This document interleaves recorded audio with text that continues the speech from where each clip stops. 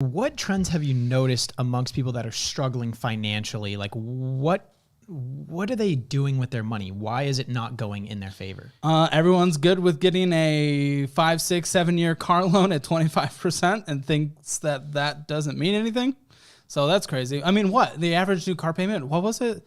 I think it's recently come out to like $800 a month. Yeah. It's insane. If 50% of the people in the United States, 50% who have a job make $30,000 or less on a yearly basis, $800 a month as the new average car payment, that's insanity. Now, what's interesting is that when you look into auto loans, they're not regulated the same way that student loans are or with mortgages or even credit cards for that matter. A credit card reviews your income in such a way where they're not going to give you too much of a limit because that's an unsecured debt. They're not going to collect on that if you don't pay that debt. They're going to discharge it. But auto loans, for the most part, are very unregulated. It's a very much gray market that they could sell these off privately without there being, a rule out there that says, we can't qualify you for this. Most auto loan places are able to give you the loan that you want by just extending out the term, even if the interest rate's 20, 25%. Yeah. It's scary. It's scary. I'll also say there are, on the show, I try not to talk about a lot of societal things because it's like, okay, that's another show. We can cover what should not, blah, blah, blah. And also just vote however you want to vote. That's whatever. We don't get into that. My job is to say, okay, this is where we live right now, and this is the best way to navigate it. Because it's irresponsible for me on the side of the table to say something different. One thing I will say societal that I like to rant about, and I'll rant about for a second, our car infrastructure. If it's the societal tax that we have in the United States that everyone has to have a car to survive. It's so It's so stupid unless you live in New York City, San Francisco, or Chicago where they have actually decent public transportation. You essentially have to get a job in order to work, in order to afford the car that you're getting to actually work. It sucks, man. It sucks. That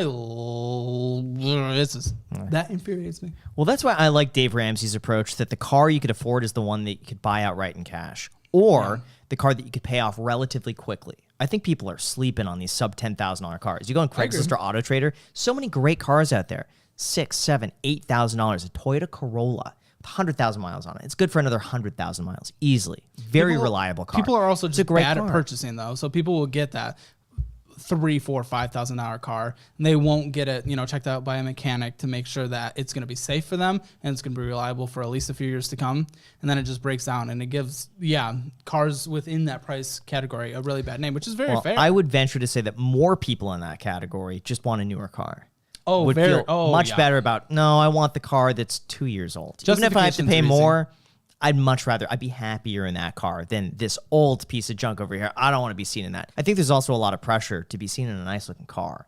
And that's almost a reflection of who you are as a person. Yeah. If you see someone pull up in an old car, are people going to judge you for that? Are they going to think that maybe because you're driving an old car here, maybe you're not as good as what you do?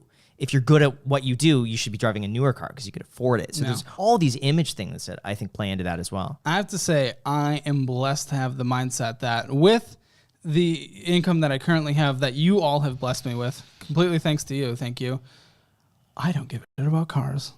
So I probably will never spend money on a car that is way too expensive. I have my 2019 Jeep Cherokee that has good sound system, and that's all I care about. That's good. Very lucky. Yeah. Do you find that the people that end up over purchasing on their vehicle, they regret it, or are they still happy about it and they think that the source of all of their financial problems comes from something else? Well, it definitely comes down to how they're prioritizing their money in general, like the big picture in terms of where their money is going. But then, yes, those little decisions that can be big decisions, like the car, is definitely a big thing. A lot of people are regretting it more than they were at the beginning of the show because car values, they were great when I was first starting used car values. And though it's still not the pre-pandemic levels, not even close, and it probably never will be, it has come down a little. And a lot of people who've come in with these expensive used cars now find that they're underwater by thousands and thousands and thousands of dollars. So selling it is not always an option anymore, and making up that difference with a potential personal loan or something. But it's getting harder and harder for the expensive car loans that we have on the show to come up with a good solution other than it's just time to sacrifice for years. I mean, what do you think that someone should do if they're looking for a car, or they think their car might be too expensive for their needs? If it's too expensive for their needs, I mean, just I think it just comes to the overall maturity around the purchase of it. But when it comes to the average person looking for a car, as long as we're budgeting out, we have an emergency. So the question is then, okay, why do they need a new car? Did their car break down? If the car broke down, they should have a 6-month emergency fund. We can at least get a temporary measure while we then build that up and then pay for another car. Now, does someone need another car because they just want another car? Okay, fine. Then we're putting in our wants category a certain percentage aside on a monthly basis that is going towards saving up a cash pile to get the car that we want. Again, I think some people can finesse low interest car loans. I do not think that is the average person. You did with your Tesla. Lovely. And I think that's good. I might, if my Jeep ever breaks down and I can get a good rate, but I think for the average person, just like cards, that a cash option's better for them. Oh, and by the way, this clip is brought to you by our sponsor, Epidemic Sound. Click the link down below to get 1 month for free and 2 months half off. We've been using them for years. We use them in the intro to the full podcast. They have a massive library of incredible music and sound effects. Click that link. Thank you so much, Epidemic. And thank you for watching.